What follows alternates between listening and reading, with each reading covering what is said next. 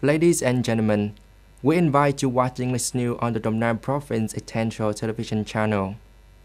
On November 15, Deputy Minister of Transport Lê Anh Tuấn and a working delegation met with the Đồng Nai Provincial People's Committee to discuss the progress of the Biên Hòa Vũng Tàu Expressway project within the province.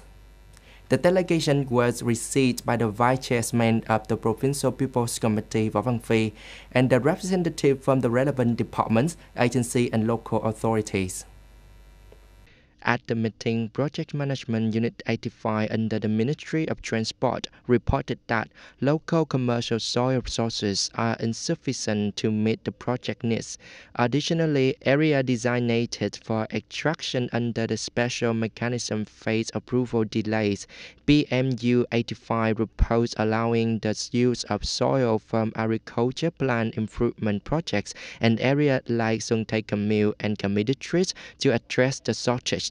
The total investment had increased by 1,084 trillion VND for the component 1 and 2,575 trillion VND for component 2. Đồng Nai province had yet to clarify the higher and land clearance costs requested by the Ministry of Transport, delaying the project investment adjustment appraisal. The Đồng Nai Traffic Works Management Unit also noted fragment plant and black-up access roads. Deputy Minister of Transport Lê Anh Tuấn urged faster procedures, prioritize plant handover, synchronize infrastructure development, and equilibrate soil supply to accelerate project progress.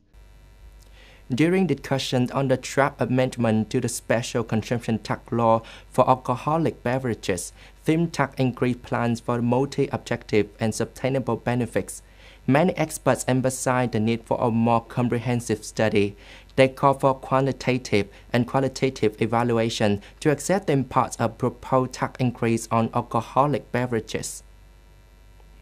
According to the Central Institute for Economic Management, the two proposals from the Ministry of Finance would see state budget revenues fail to offset the decline in added value for the beverage industry and the overall economy. This would negatively impact GDP growth. More options suggest that further, more comprehensive studies, both quantitative and qualitative, are needed to assess the impact of scenarios for increasing special consumption tax rates on alcoholic beverages.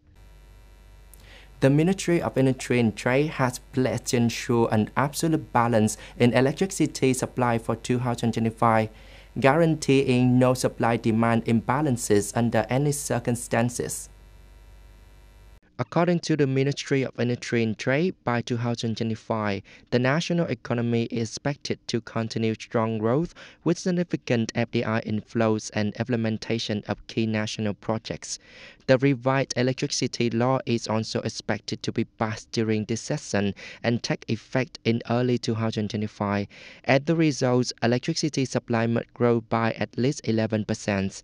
The ministry have outlined three scenarios for electricity supply in 2025.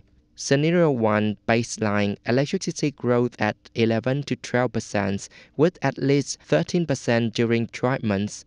Scenario 2, high, growth of 12 to 13% with at least 14% during dry months. Scenario 3, extreme, growth of 14 to 15% with at least 16% during dry months. U.S. President-elect Donald Trump has vowed to build a strong military and reiterated his commitment to ending the conflict between Russia and Ukraine. At the gala hosted by America's First Policy Institute at the Mar-a-Lago Resort in Florida, Trump stated, "We have to get back to a great country with low taxes and strong military. We are going to fix our military. We did once and now we are going to have to do it again. We are going to work on Middle East and we are going to work very hard on Russia and Ukraine. It's got to stop." He also criticized the U.S. significant spending in Afghanistan, where American forces withdrew in 2021 after 2 decades of fighting the Taliban. Previously, during his campaign, Trump claimed he could end the Ukraine conflict within hours, suggesting direct talks with Ukraine President Vladimir Putin. However, he has yet to clarify how he would achieve the peace agreement or what terms he might propose. On November 15, the South Central District Court sentenced Lee Jae-myung, leader of the South Korea's opposition Democratic Party, to a 2-year suspended prison term for violating election laws. The sentence could jeopardize his bid for the presidency in 2027. Lee Jae-myung was convicted of violating election laws by making false claims during the National Assembly's audit of the Gyeonggi provincial government in October 2021. These claims were related to a planned development project in Songnam City during his tenure as mayor. In its ruling, the Seoul Central District Court stated that spreading false information during elections undermines voters' ability to make informed choices and can harm democracies. Following the verdict, Lee announced his intention to appeal, saying, "I will be appealing, beginning with the basic facts. It is a conclusion that is difficult to accept." If the appeal fails and the Supreme Court opposes the ruling, Lee will be disqualified from the parliament and barred from the running in any elections for the next 5 years.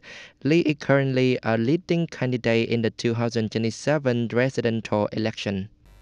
Thank you for watching the English news broadcast on Dong Nam Province Essential Television Channel. Goodbye and see you next time.